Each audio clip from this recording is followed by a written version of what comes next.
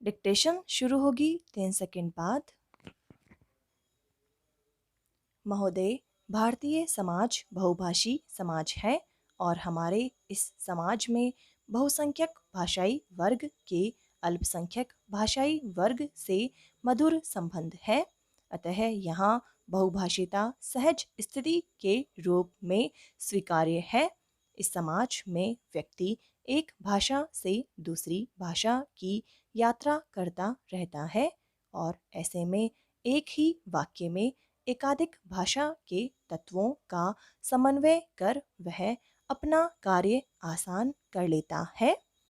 ओरू ticket दीजिए और यह एक पंक्ति राष्ट्रीय एकता के सूत्र में एक और सूत्र बढ़ा देती है।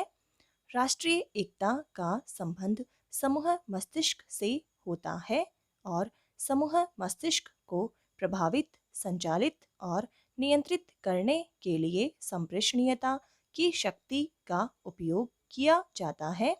विचार, भावना एवं व्यवहार को उद्देश्य के अनुकूल जगाने एवं मोड़ने में विशेष प्रभावोत्पादक शब्दों का उपयोग किया जाता है। विज्ञापनों की भाषा, चुनावों की भाषा, क्रांति की भाषा, आंदोलन की भाषा आदि वाक्यांश भाषा की इसी शक्ति की ओर संकेत करते हैं और यह शक्ति राष्ट्रीय एकता को पुष्ट करने में सर्वाधिक कारगर होती है, हुई भी है। भाषा समन्वय और राष्ट्रीय एकता के संदर्भ में उस शक्ति की प्रभावोत्पकता को विज्ञापन मिले सुर मेरा तुम्हारा में परखा जा सकता है। समन्वय, राष्ट्र एकता, इन शब्दों का शब्दकोश में जो अर्थ दिया गया है वह है समन्वय विरोध का अभाव, राष्ट्र वह लोक समुदाय जो एक ही राज्य या शान में रहता हुआ एकताबद्ध हो। एकता, अभिन्नता।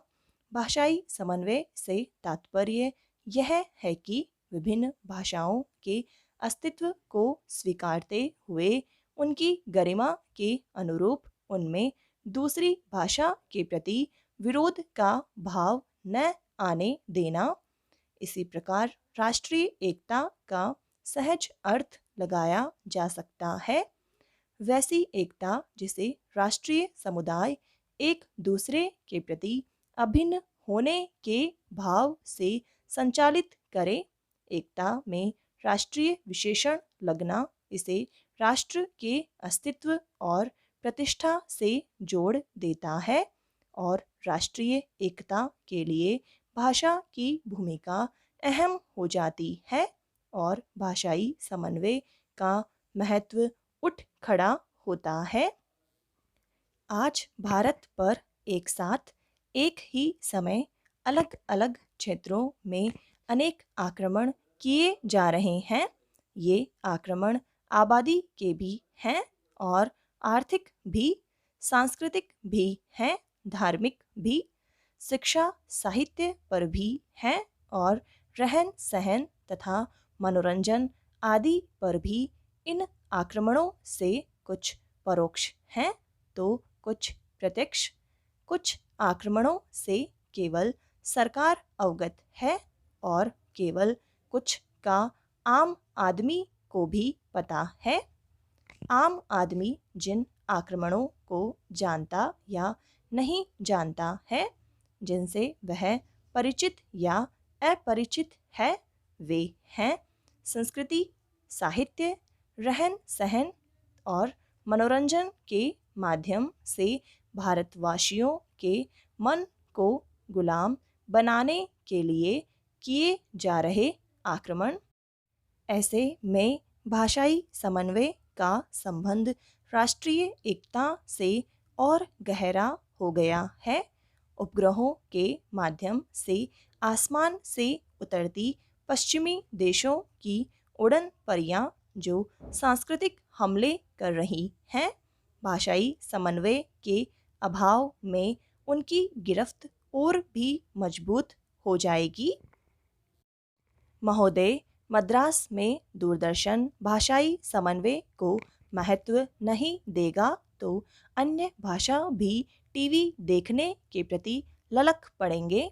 दिल्ली में भाषाई समन्वय को नहीं महत्व दिया जाएगा तो वहाँ के हिंदीतर भाषी स्टार टीवी के प्रति ललकेंगे। कश्मीर के लोगों को भाषाई समन्वय के कार्यक्रम नहीं मिलेंगे तो वे पाकिस्तानी दूरदर्शन देखेंगे। फिर वे अपनी संस्कृति से कटने लगेंगे। देश के अपने ही एक हिस्से के प्रति, अपने ही अन्य बंधु के प्रति उनमें संवेदन शून्यता बढ़ने लगेगी और फिर लातूर जैसी घटना पर भी वे भाव शून्यता के शिकार होंगे और यह स्थिति राष्ट्रीय विखंडन की जमीन तो तैयार कर ही सकती है। भाषाई समन्वय के अभाव में पाकिस्तान की राष्ट्रीय एकता को खतरा पहुंचा और बांग्लादेश बना। अपने देश को ही लें, ऑपरेशन ब्लू स्टार के दौरान भाषाई समन्वय पर उतना ध्यान नहीं दिया गया।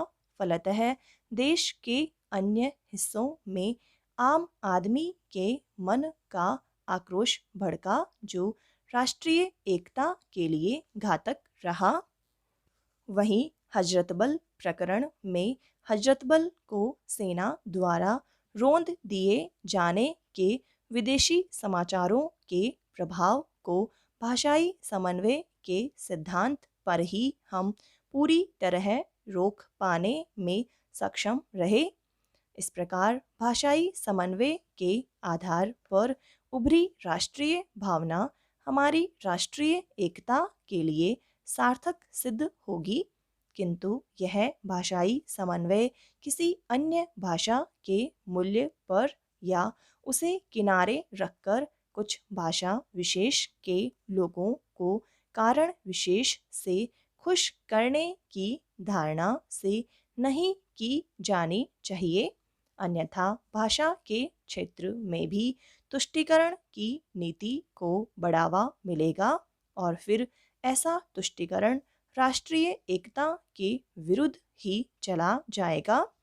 इसी प्रकार किसी भाषा विशेष के शब्दों को सांप्रदायिक समझने के दृष्टिकोण को पनपने से रोकने का प्रयास आवश्यक है।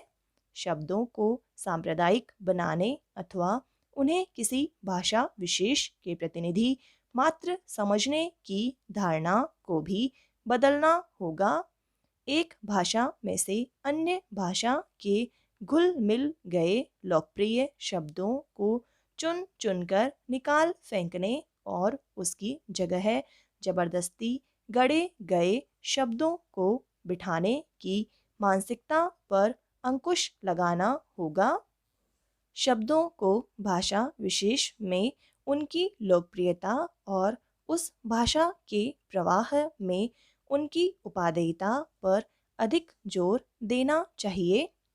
समन्वय इस अर्थ में हो और ऐसा हो कि प्रारंभ में आम पंजाबी को भी आतंकवादी मान बैठने वाला एक अन्य भाषा भाषी इस तथ्य से वाकिफ होता है कि वहाँ का आम सिख भी आतंकवादियों का उतना ही बड़ा विरोधी है जितना वह है, तो फिर क्षण में उसकी धारणा बदल जाती है और उसका चिंतन सक्रिय हो जाता है और फिर वह आतंकवाद के प्रति उनके संघर्ष में खुद को भी शामिल कर लेता है। और जब यह तथ्य उसे अपनी भाषा के माध्यम से मालूम हो जाए तो उसका मनोबल और भी ऊंचा हो जाता है और वह राष्ट्र की अखंडता के लिए और भी शक्ति से जूझने लगता है। यहाँ यह भी ध्यातव्य है कि भाषा के दो पहलू हैं। समाप्त।